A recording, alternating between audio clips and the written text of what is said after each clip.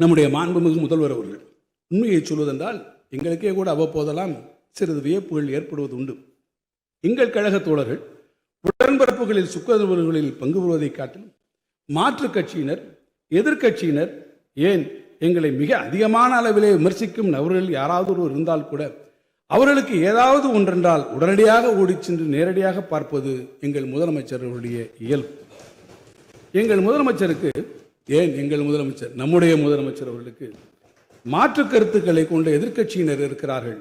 ஆனால் அவருக்கு எதிரிகளே கிடையாது.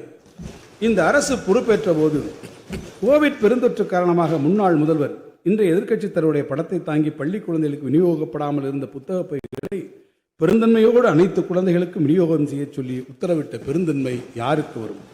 எனவே மாண்புமிகு எதிர்க்கட்சி தலைவர்கள் இங்கே வந்து தன்னுடைய நன்றியை நேரிலே தெரிவிக்க வாய்ப்பில்லாத நிலையில் அவர் சார்பாகவும் நான் மாண்புமிகு முதலமைச்சருக்கு என் மனமார்ந்த நன்றியை இந்த அவையிலே தெரிவிக்க விரும்புகிறேன். தெரிந்து கொள்ள கீழ்கண்ட கேபிள் மற்றும் டிடிஹெச் நெட்வொர்க்குகளில் எம்நாடு செய்தி தொலைக்காட்சியை காணுங்கள்.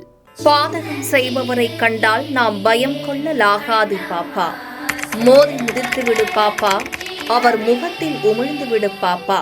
அண்மை செய்திகளை உடனுக்குடன் தெரிந்து கொள்ள இணைந்திருங்கள் எம்நாடு தொலைக்காட்சியுடன்.